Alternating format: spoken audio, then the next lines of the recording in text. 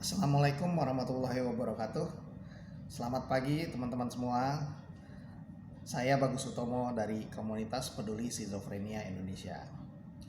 Teman-teman, dalam gejala skizofrenia ada yang disebut halusinasi dan ada yang disebut waham. Nah, apa itu waham? Atau dalam bahasa Inggrisnya delusion atau delusi ya. Waham itu adalah, kalau bahasa sederhananya, orang meyakini sesuatu tetapi itu salah gitu. Menurut orang lain salah itu. Menurut realitas bertentangan dengan realitas. Tetapi dia yakin banget tentang itu. Atau dia punya keyakinan yang nggak masuk akal, tapi dia yakinin banget. Nah, kita benerin nggak bisa, kita bantah nggak bisa, kita kasih bukti-bukti atau fakta-fakta, itu dia nggak bisa dibantah karena dia benar-benar kekeh surekeh meyakini keyakinan yang salah itu gitu ya. Nah, kita kalau cuma penjelasan seperti itu sulit kita membayangkannya, apalagi kita sebagai masyarakat awam yang nggak mengenal masalah kesehatan jiwa. Saya dulu udah baca-baca buku macam-macam, saya nggak tahu itu waham seperti apa sih gitu loh. Sampai saya akhirnya saya kunjungin teman-teman yang masih kondisinya belum baik, ke rumahnya saya kunjungin, saya pulang kerja saya kunjungin gitu. Nah, lo rumahnya di mana nih? Saya telepon, rumah lo katanya dekat sini, sebelah mana sih? WA-in ke gue dong. Atau saya tahu gue di mana alamat persisnya patokannya. Akhirnya saya kunjungin tuh. Saya pengen tahu apa sih halusinasi, apa itu waham. Nah, karena saya orang awam, wah nggak ngerti seperti apa. Walaupun saya udah baca buku panduan, ada buku panduan yang udah katanya udah pakai bahasa awam segala macam, nggak ngerti juga gitu ya. Sulit kalau buat orang awam meskipun kita udah kenal istilahnya. Nah, tapi kita bisa dengan beberapa contoh, terus kemudian juga kita bisa memahami dengan kita kalau ada kopi darat KPSI datang dong ya. Terus ada kumpul-kumpul hari Sabtu misalnya ke KPSI atau hari biasa boleh juga, dan ngobrol langsung dengan teman-teman yang mengalaminya gitu ya teman-teman. Jadi kalau ada kegiatan KPSI kumpul-kumpul, itu bukan kumpul-kumpul iseng doang, tapi ada manfaatnya. Nah, apalagi kalau udah ada KPSI di tingkat lokal masing-masing, jangan sungkan-sungkan dan jangan ragu datang, supaya kita bisa dapat pengalaman langsung dari orang yang mengalami atau keluarga-keluarganya ya. Nah, waham tuh banyak macamnya. Nah, yang paling sering kita baca di media massa, kita nonton, kita dengar dari teman-teman di lingkungan, itu waham kebesaran. Nah, yaitu keyakinan yang berlebihan bahwa dia punya kekuatan khusus, punya kekuasaan khusus, dia orang hebat dan sebagainya ya. Dia punya kekuatan supranatural tertentu, kadang-kadang gitu. Nah, paham kebesaran ini ya nggak sesuai dengan kenyataan. Contohnya orang yang merasa dirinya nabi ya, dia dengar suara-suara katanya, terus dia merasa dirinya nabi ke-26. Ada seperti itu kan. Ada yang merasa dirinya Imam Mahdi, merasa dirinya Yesus Kristus, ada yang merasa dirinya Tuhan, ada. Terus ada juga yang merasa dirinya dia direktur. Nah, padahal dia orang biasa itu. Tetapi karena dia mendapatkan itu dari pemikirannya sendiri, dari dapat suara-suara, katanya dia dengar suara dari malaikat. Dia meyakini itu sungguh-sungguh gitu. Dia kadang dia merasa dirinya penguasa alam semesta, dia ratu adil, satrio piningit. Dia kadang kan kalau kita suka lihat tuh ada orang merasa dirinya titisannya Bung Karno misalnya. Wah, dia pakai peci, dia pakai pakaian baju jas safari ya, pasang tanda-tanda pangkat, bawa tongkat komando. Ya, itu contohnya yang paling dekat dengan kehidupan kita tuh, paham kebesaran itu ya. Bahkan ada yang sampai mendirikan sekte agama tertentu dan ada pengikutnya loh, heran ya, ada orang yang ngikutin. Pasti ya teman-teman tahu lah, di media-media massa tuh sering muncul seperti itu ya. Terus kemudian herannya lagi pengikutnya juga fanatik juga terhadap dia. Nah itu jadinya sama-sama mengalami masalah kesehatan jiwa tuh berarti ya. Itu waham kebesaran paling banyak itu kita sering baca tuh di sekitar kita tuh ada ya. Yang kedua waham agama ya, yaitu keyakinan terhadap suatu agama tapi udah kelebihan dosis nih ya. Ya itu diucapin berulang-ulang meskipun tuh tidak sesuai dengan kenyataan. Nah, jadi dia kadang nih berkaitan erat juga nih sama waham kebesaran. Contohnya tadi dia merasa dirinya Imam Mahdi, kadang ada yang merasa dirinya Dajjal ya. Terus dia merasa dirinya nabi, dia harus menyebarkan keyakinan ini ya. Contohnya itu kayak Lia Eden deh contohnya ya. Saya rasa mungkin dia mengalami waham kebesaran seperti itu. Tapi karena masyarakat Indonesia masih percaya pada hal-hal yang magis, klinik dan sebagainya, itu supranatural, akhirnya orang seperti itu malah diyakinin sebagai itu benar, dan malahan dia jadi pengikut. Nah jadi ribet kan urusannya. Nah, itu waham agama. Ada juga orang waham agama jadi fanatik banget agamanya, lama-lama bisa jadi kayak teroris ya, karena dia merasa bahwa dia yang paling benar sendiri, orang yang berbeda sama keyakinan dia harus dimusnahkan. Itu paham agama sebenarnya ya, dan itu bisa dialami oleh kadang orang yang sehat aja udah ada kecenderungan ke situ gitu, karena dikaitkan dengan akar budayanya, yaitu dia punya agama yang sama dengan itu. Repot kan? Makanya kita mesti waspada nih. Kalau ada orang yang beragamanya kelebihan sampai saklek-saklekan, nah itu udah jangan diikutin ya. Walaupun dia mau pakai simbol-simbol agama dengan pakaian mewakili agama tertentu, udah jangan diikutin yang kayak begitu. Itu pasti bikin susah gitu ya. Nah, yang ketiga ada namanya waham curiga, yaitu keyakinan bahwa orang lain ada yang berniat jahat sama dia, ngerugiin dia, mau nipu dia, mau membunuh dia, itu kadang-kadang seperti itu.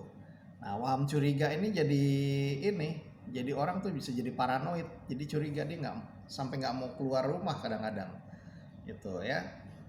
Dan terus sangka buruk aja sama orang gitu. Nah, yang berikutnya ada yang namanya waham kejar. Nah, dia merasa dirinya dikejar-kejar orang jahat, mau membunuh dia dan sebagainya gitu. Nah, ini ada yang bentuknya simple, ada yang begitu detail.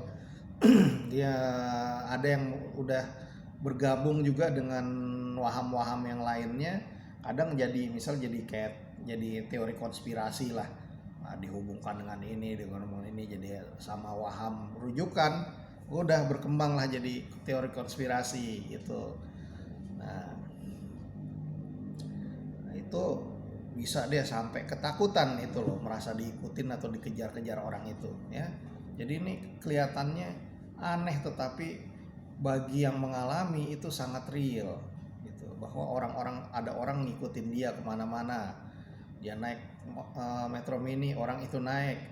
Dia turun di mana, orang itu keturun. Wah, sampai ketakutan dia. Lari masuk ke rumah, dikunciin semua pintu, ditutupin jendela sampai gelap gulita. Gitu, saking takutnya karena dia mengalaminya itu sangat real ya. Nah, waham kejar ini unik juga nih ya. Dia dialami biasanya oleh orang yang mengalami skizofrenia paranoid ya. Nah, ada lagi yaitu waham somatik ya. Waham somatik dia merasa tubuhnya ada penyakit tertentu. Dia misalnya merasa dia sakit jantung nih, berdebar, sampai dia periksa ke dokter dan sebagainya. Terus dia merasa dirinya sudah terkena penyakit berat dan dia akan menghadapi kematian. Wah, sampai dia ketakutan sendiri gitu mengalami waham somatik ini ya. Nah, kemudian ada waham nihilistik. Nah, misalnya dia merasa dirinya udah nggak berharga lagi, sudah meninggal dunia misalnya. Nah, terus kemudian dia merasa orang-orang yang ada di sekitarnya ini sebenarnya tuh udah bukan orang lagi, itu sama-sama roh, sama saya, gitu. Waham nihilistik tuh ya.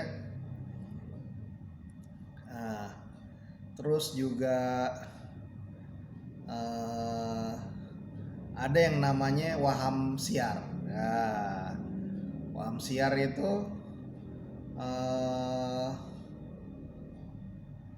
dia merasa pikirannya tuh disiarkan seperti orang lain, jadi mengetahui apa yang dia pikirkan. Saya baru mikir begini, orang itu udah ngomong, loh kok dia tahu pikiran saya gitu. Atau kita merasa bahwa pikiran kita dipancarkan seperti sinyal-sinyal radio, itu namanya broadcasting.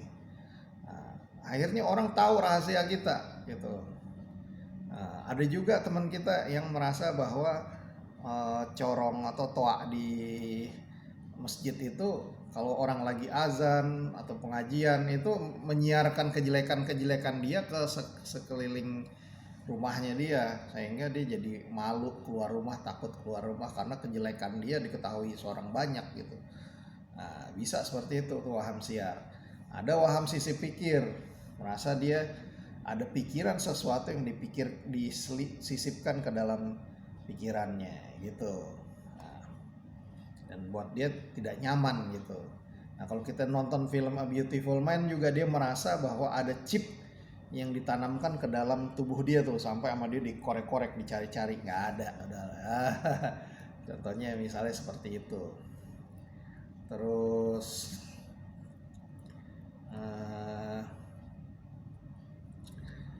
apa lagi ya?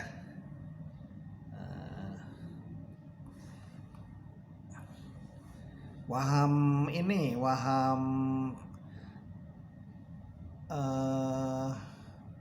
tersangkut ya. Waham tersangkut nih, penderita percaya bahwa setiap kejadian di sekelilingnya itu mempunyai hubungan pribadi atau pesan khusus atau perintah gitu. Bahkan yang nonton TV itu ada yang dianggap bahwa penyiar itu ngomongin dia gitu, ada pesan-pesan tertentu. Ini namanya ini ya apa, waham rujukan nih sebenarnya, waham tersangkut nih. Jadi idea of reference namanya bahasa Inggrisnya. Nah, waham bizar ada juga ya, merupakan waham aneh nih ya. Nah, oh ya, waham bizar ini termasuk tadi tuh yang siar pikir sama sisi pikir dia, thought broadcasting, itu termasuk waham bizar ya. Jadi dia merasa ada yang disiarkan. Waham hipokondri itu tadi waham ya bahwa di dalam dirinya ada benda yang harus dikeluarkan. Misalnya ada orang merasa bahwa di dalam perutnya ini ada ular berbahaya nih, dia harus dibedah nih, dikeluarin. Ada gitu. Waham cemburu, ada waham cemburu. Waham cemburu ini kayak orang pacaran tetapi posesif banget gitu.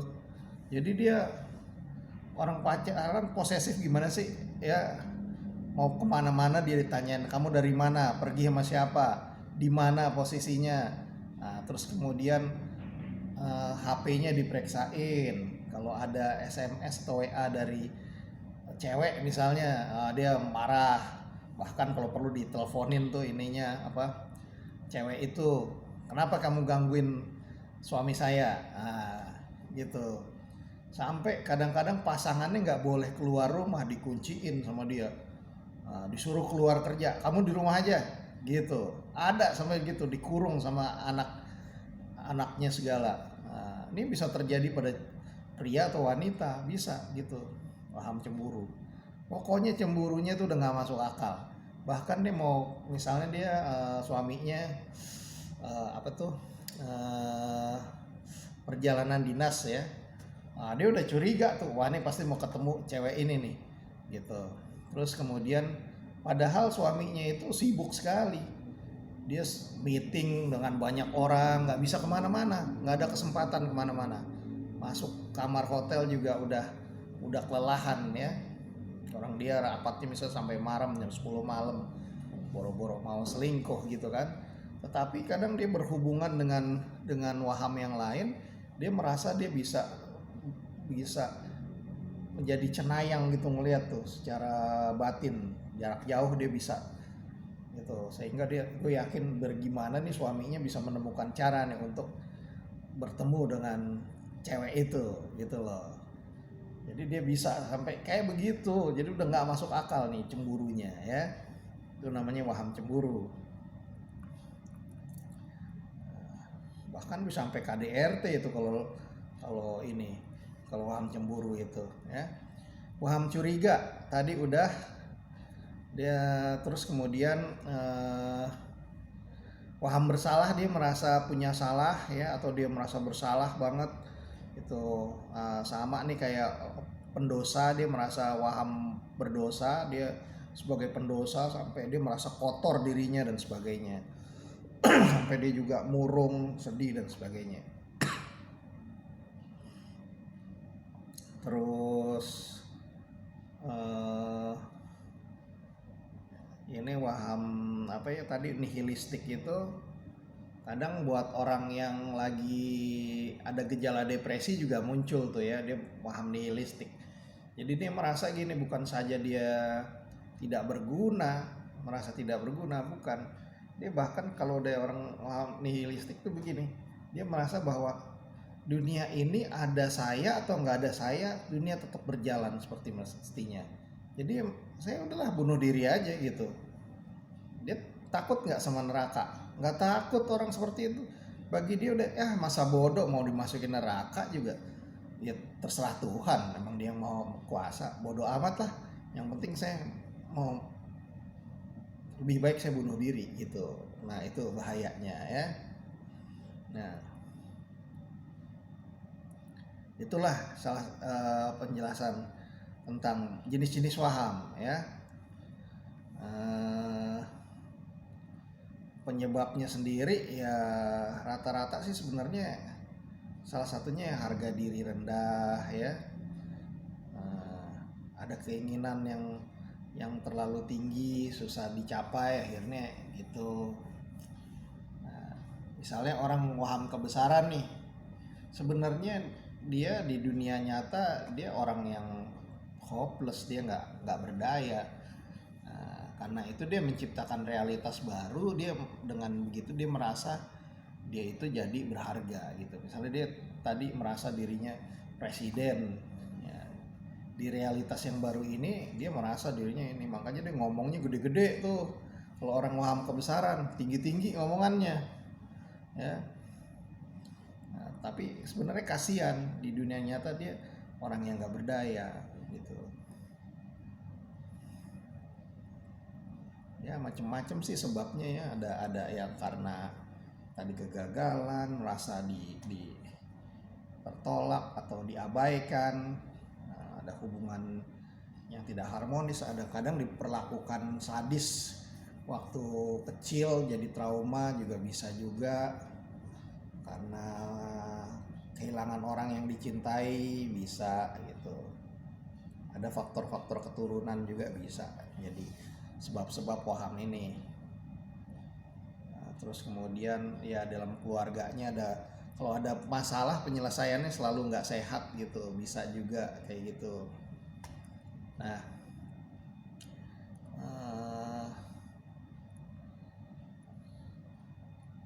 apalagi ya tentang ini ya waham ya.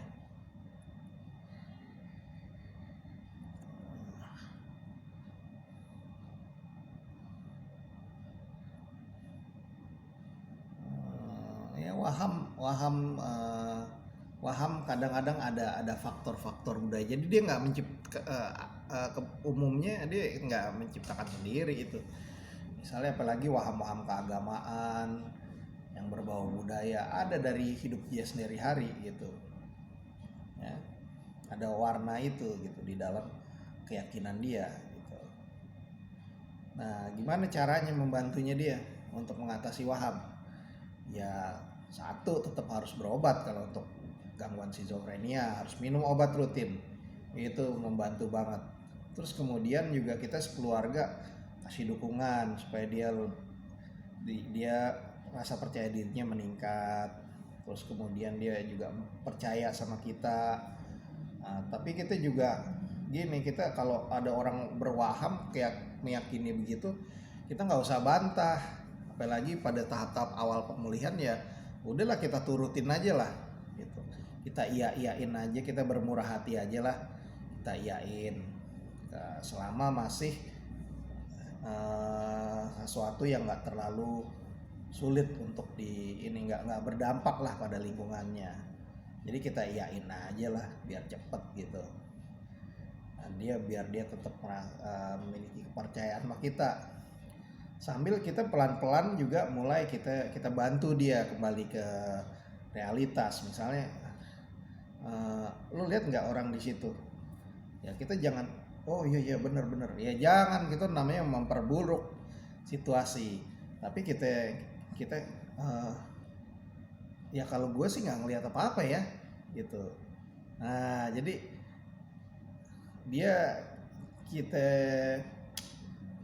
kita tarik gitu ke realitas. Ntar dia nanya sama yang lain, ya sekeluarga kita harus sepakat untuk membantu dia membedakan waham dengan realitas itu tadi ya.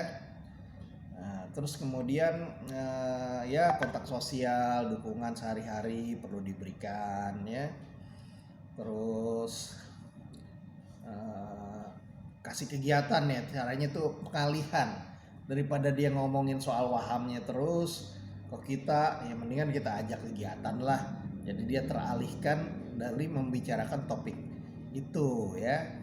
Jadi teknik pengalihan tuh sangat berguna kok.